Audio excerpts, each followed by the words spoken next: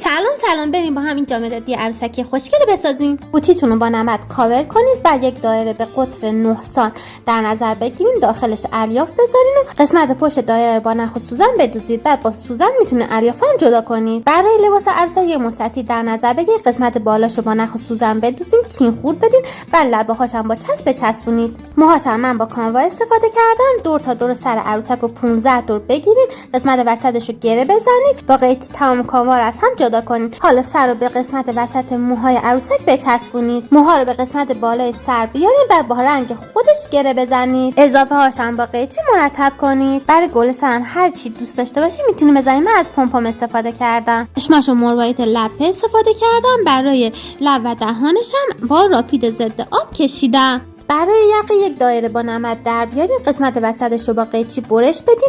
دستاشم من از مکروب استفاده کردم. تمام تیکه های عروسک